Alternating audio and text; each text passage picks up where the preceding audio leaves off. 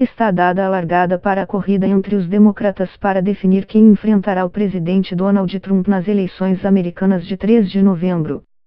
A lista de pré-candidatos democratas chegou a ter 30 nomes no ano passado, mas menos de uma dúzia segue, ainda hoje, na busca pela nomeação do partido.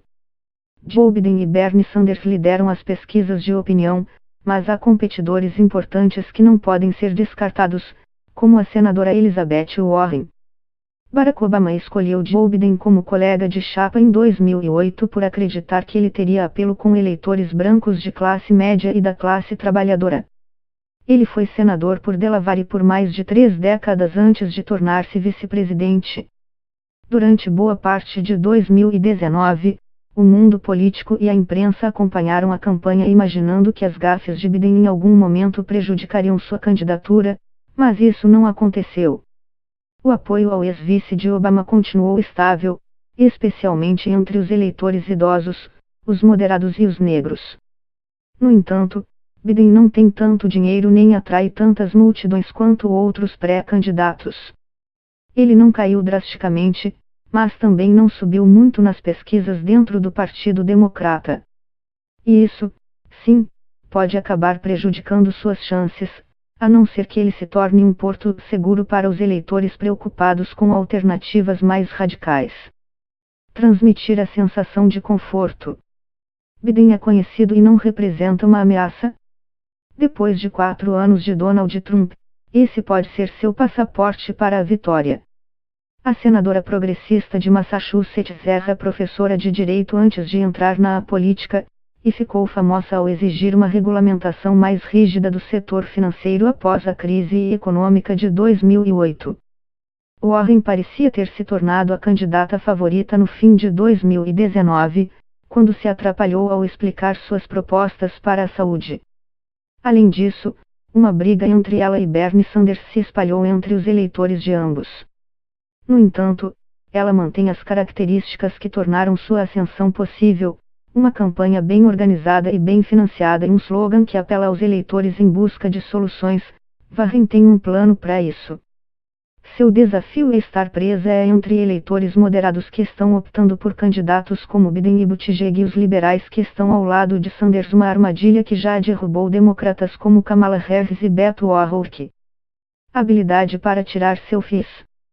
Warren é hábil em campanha, melhora seus discursos ao longo do tempo e parece incansável durante os comícios em que frequentemente posa para fotos durante horas a fio. O senador por Vermont e autoproclamado socialista democrático terá 79 anos em 2020, mas está decidido a disputar outra vez a corrida pela Casa Branca. Ele chegou perto de conseguir a nomeação democrata em 2016 e desde então continua lotando estádios. Durante muito tempo, não se sabia se a campanha de Sanders em 2020 conseguiria novamente a magia da candidatura de 2016. Em outubro do ano passado ele teve um ataque cardíaco, o que gerou preocupações sobre sua saúde. Além disso, estava competindo com outro peso pesado entre os liberais, Elizabeth Warren.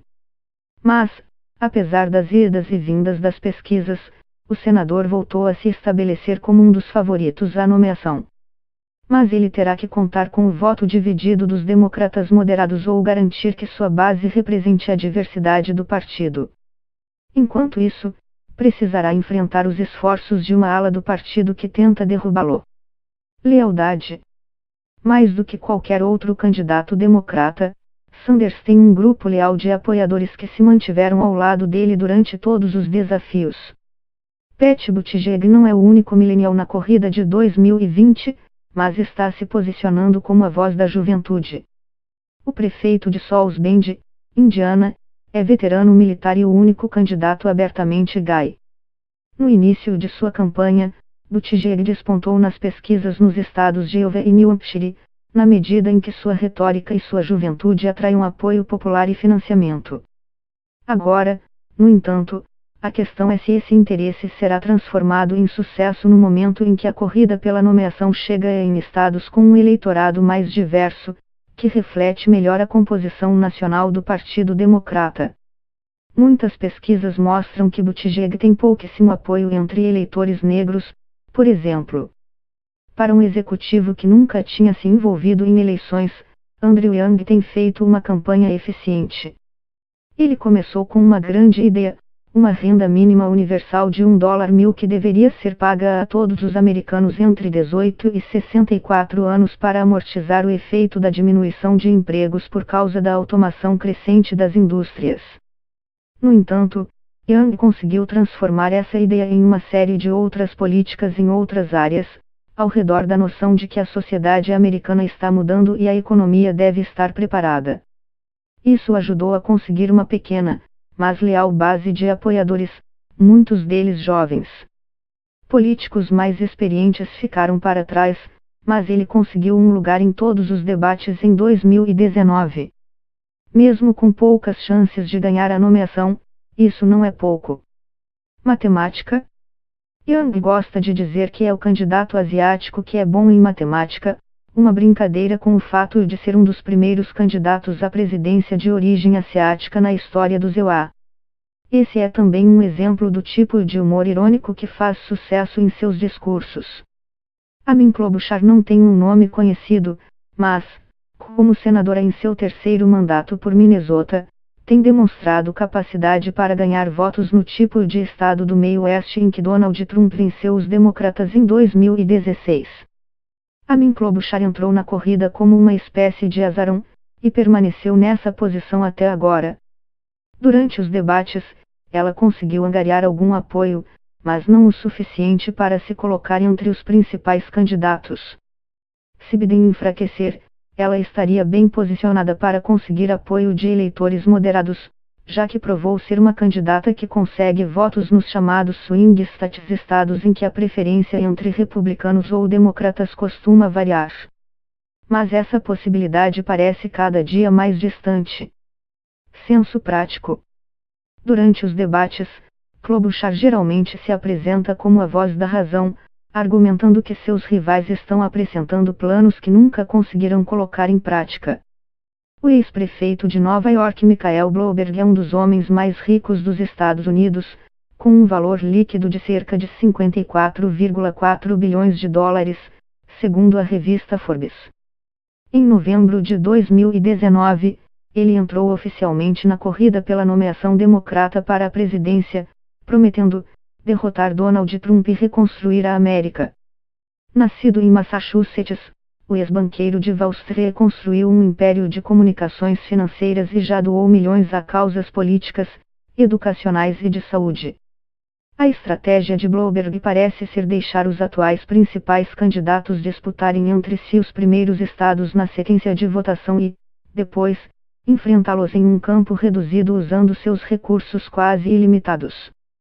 É difícil imaginar que os membros mais liberais do partido apoiarão um plutocrata de Nova York, ex-republicano, que é próximo do mundo dos negócios, conservador no âmbito financeiro e já fez oposição às ideias de um sistema seguro de saúde administrado pelo governo e de legalização da maconha. Por outro lado, Bloomberg pode acabar dividindo os votos moderados nas primárias de março, deixando o caminho mais livre para algum dos favoritos dos liberais. Muito dinheiro. Ninguém fez campanha como Bloomberg. Ele está bombardeado às televisões e à internet de anúncios de uma maneira sem precedentes na história política moderna dos Estados Unidos. Tom Steyer, que construiu seu império nos fundos de investimento livre, era ativista ambiental e passou a exigir o impeachment de Trump, antes de decidir concorrer ele mesmo à presidência. No último mês de janeiro, parecia Tom Steyer tinha desistido de sua candidatura e resolvido fazer tudo a seu alcance para tirar Donald Trump da presidência apoiando o processo de impeachment. No entanto, ele mudou de opinião, um luxo que um bilionário pode se dar.